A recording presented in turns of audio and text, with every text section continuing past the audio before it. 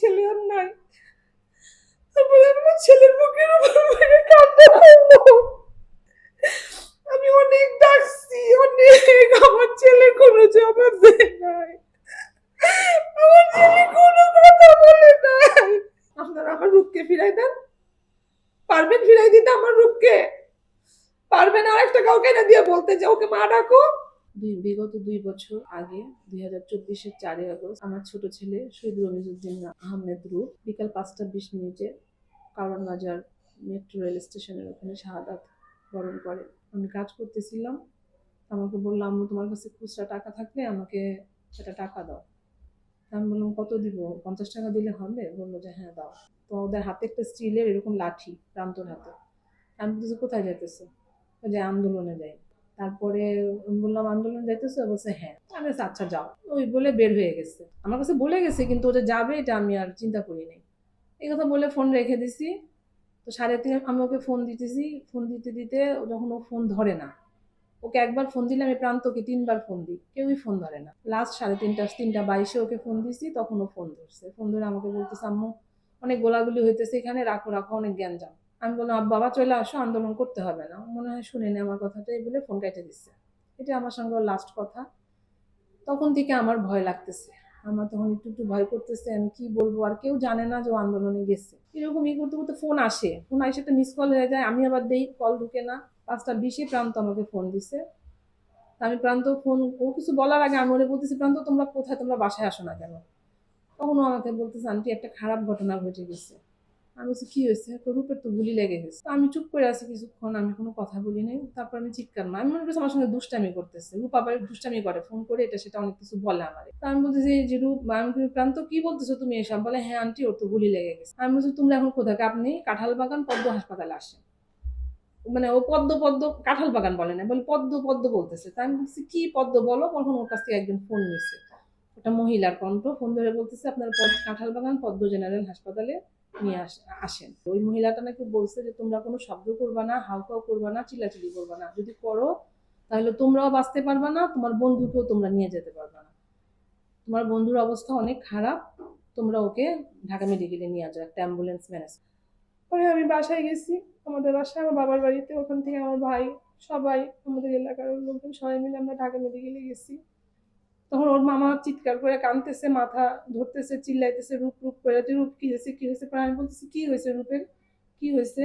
রানী চল ওকে আমরা এখান থেকে নিয়ে যাই, এখান থেকে অন্য হসপিটালে নিয়ে যাই, এখানে থাকলে ওর চিকিৎসা হবে না, আমরা ওকে অন্য কোনো প্রাইভেট হসপিটালে নিয়ে যাই। আমার ভাই কোনো কথাই বলে না, ও শুধু আমার মুখের দিকে তাকায় আছে। পরে আমি বুঝলাম যে আমার ছেলে আর নাই। তারপরে আমার ছেলের বুকের উপর মেরে কান্না করলো। অনেক কান্না করার পরে আমার ছোট ভাই বলতেছে আপু ওঠো, আপু ওঠো, রিতা আপু ওঠো, মনে হয় রূপের অনেক কষ্ট হইতেছে, আপু ওর নাক দিয়ে ব্লাড বের হইতেছে, তুমি উঠে যাও, তুমি উঠে যাও। পরে আমি ওখান থেকে উঠে গেছি, ওইটা আমি হাত ধরতেছি, পা ধরতেছি, আমার ছেলের পায়ে ময় ধুলা, স্যান্ডেল নাই, আমার জায়গায় আমি শুয়ে আছি। আমি অনেক ডাকছি, অনেক, আমার ছেলে কোনো জবাব দেয় নাই, আমার ছেলে কোনো কথা বলে নাই, আমার রূপ আর আমার সাথে কথা বললো না।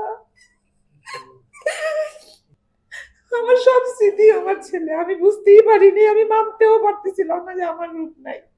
আমার কাছে এখনো বিশ্বাস হয় না রূপ নাই। আমার মনে হয় আমার কাছে আবার আসবে, আমি ওরা আবার দেখবো, আমাকে আম্মু বলে ডাক দিবে। আমার হাসি খুশি ছেলে এখানে দাঁড়ায়, আমি এখনো তাকাই লোকে দেখি ওইখানে দাঁড়াই আছে, আমার কাছ থেকে হাসি মুখে বের হয়ে গেল। আমার ছেলে আর বাড়ি ফিরলো না, আর এখানে ফিরেই নাই ও, ওর বাড়িতে আর ফিরলই না। আমার ছেলে যে প্রত্যাশা নিয়ে আন্দোলনে গেছিল, যে নতুন বাংলাদেশ দেখতে চাইছিল, সেই নতুন বাংলাদেশ আমরা পাইনি। সেই প্রত্যাশা কিছুই পূরণ হয় নাই। এমনকি আমার এবং আরো যত শহীদ সন্তান আছে তাদের কারো হত্যার বিচার এখন পর্যন্ত হয়নি। একটা হত্যার বিচার হয় নাই, কার্যকর হয়নি। 2-1টা রায় হয়েছে, কিন্তু সেটা এখন পর্যন্ত কার্যকর হয়নি। যে বৈষম্য বিরোধিতার জন্য যে বাংলাদেশের স্বপ্ন দেখে হাজারো সন্তানরা শহীদ হয়েছে, আহত হয়েছে, এখনো যারা আহত অবস্থায় বিনা চিকিৎসায় জীবন কাটাইতেছে, কিছুই হয় নাই। কি হয়েছে? আমরা কিছুই পাই নাই। না আমরা আমাদের সন্তান পাবো, না যারা পঙ্গুত্ব বরণ করছে তারা তাদের আগের অবস্থা ফিরে পাবে। মাঝখান থেকে আমরা হারাইলাম, আর কিছু মানুষের ভালো হইলো, তারা তাদের আমাদের সন্তানের রক্তের উপর দিয়ে বসে আজকে তারা ক্ষমতায় আসছে। আমাদেরকে সরকার 30 লাখ টাকা আর ভাতা এটা দিয়েই মনে করতেছে যে অনেক কিছু দিয়ে ফেলছে আমাদেরকে। আমাদের দরকার নাই, আমাদের এগুলি কিচ্ছু লাগবে না, এগুলি নিয়ে যাক আমাদের কাছ থেকে। আমাদের সন্তানের হত্যার বিচার চাই আমি। আমার তো সব শেষ হয়ে গেছে। আমাকে তো আজকে 2 বছর ধরে আম্মু বলে কেউ ডাকে না। আমার কাছে এসে তো বলে না যে আম্মু কি রান্না করছো, আমি এটা খাবো, তুমি ভর্তা করতে পারো না, এগুলো তো কিছু বলে না। আমার ছেলে বারবার আসতো, কলিং বেলে টিপ দিয়ে চাপ দিয়ে ধরেই রাখতো, বেল বাজতেই থাকতো। আমি বলতাম রূপ এভাবে বেল করো না, নষ্ট হয়ে যাবে। তখন যে একটা হাসি দিত, সেই হাসি মাখা মুখটা তো আমি দেখি না। আমি সব হারাইছি, আমার কিচ্ছু নাই, আমি একদম নিঃস্ব, আমি একদম শূন্য।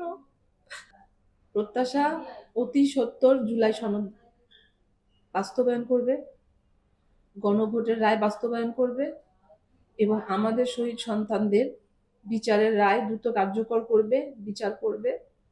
আর আহত যারা আছে, আহত জুলাই যোদ্ধা, তাদের অনেকেই বিনা চিকিৎসা ভুগতেছে, তাদের চিকিৎসা ঠিক মতো পাচ্ছে না। তাদের যাতে ঠিক মতো চিকিৎসা হয়, তারা যাতে যথাযোগ্যভাবে চিকিৎসা পেয়ে তাদের জীবনটা একটু স্বাভাবিকভাবে কাটাইতে পারে, এটাই আমার সরকারের কাছে প্রত্যাশা।